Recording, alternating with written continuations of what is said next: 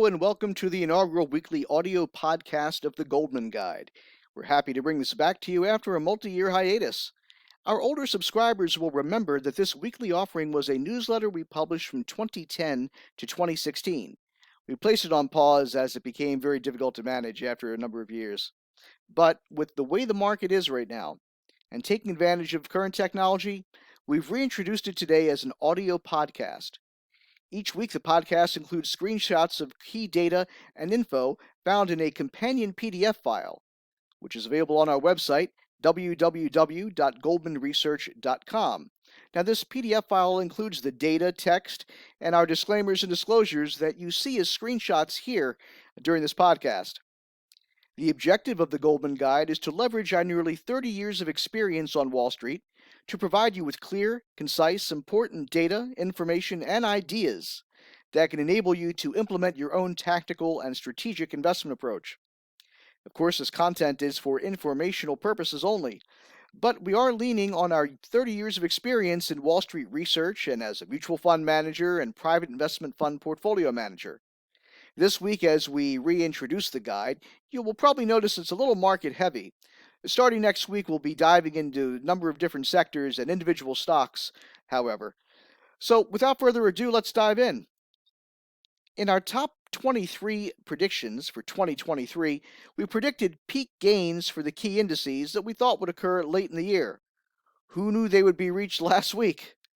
The smaller you went, interestingly enough, the greater the performance so far this year.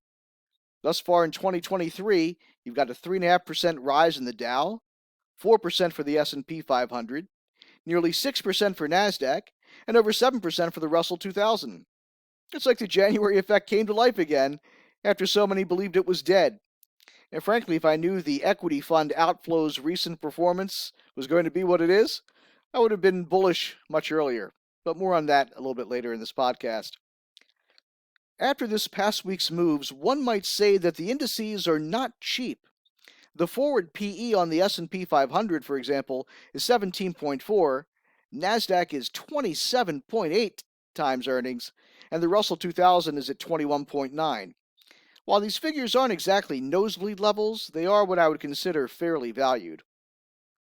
On the crypto front, Bitcoin jumped 20% already this year, and as the market has been humming, the VIX, the volatility index, which reflects and leans toward big drop seasons in stocks, is down year to date. Not much of a surprise.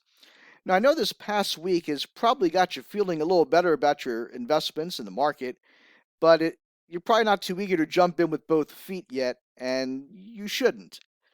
Before we get into the equities a bit, just a quick moment about crypto.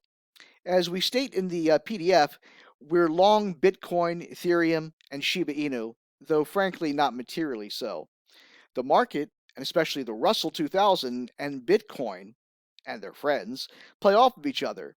So they do tend to trade a bit in tandem direction-wise like they did last week, but not necessarily magnitude-wise. I find it interesting that a bunch of mid-tier or top 50 cryptos had massive gains this past week.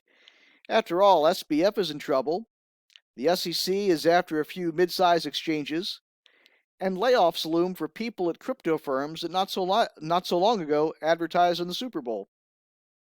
My take on crypto?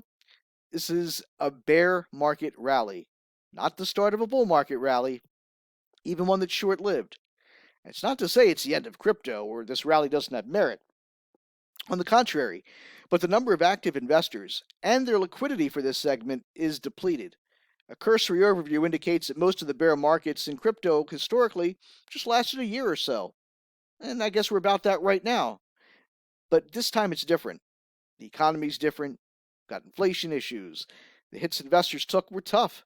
So while the worst is probably behind us in crypto for the near term, be cautious. Now let's get back to the market. I imagine most of you are unsure of what to make of the recent gains and what to do, if anything.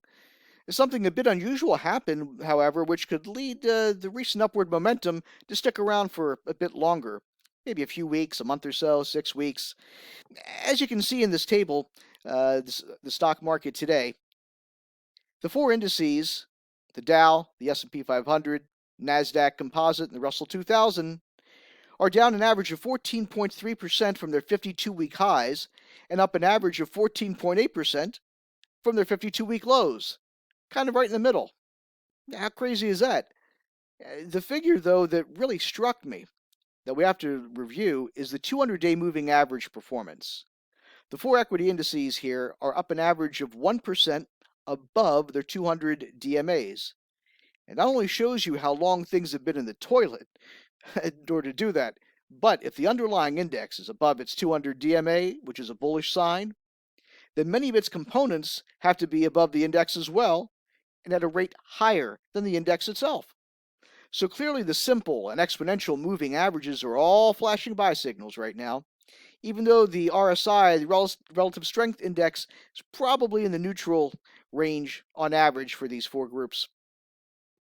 The AAII Sentiment Survey, which is a totally contrarian indicator, is showing some favorable data also. The percentage of those bullish are 24% and bearish are 40%.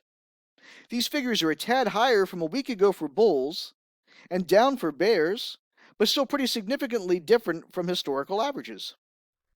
As you can see, bulls are usually at the 38% mark historically, and that's 50% higher than where they are right now.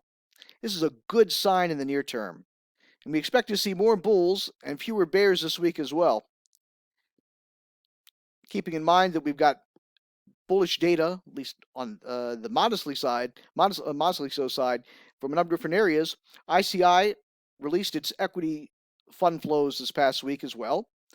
And U.S. funds, as of January 4th, recorded outflows of $6 billion. Now that sounds pretty heavy, right? As you can see, however, it's not. As a matter of fact, it's less than a third of what the recent peak outflows were, 19.5 billion on December 24th. Clearly, tax loss selling peaked then, and capitulation from investors hit the mark there as well.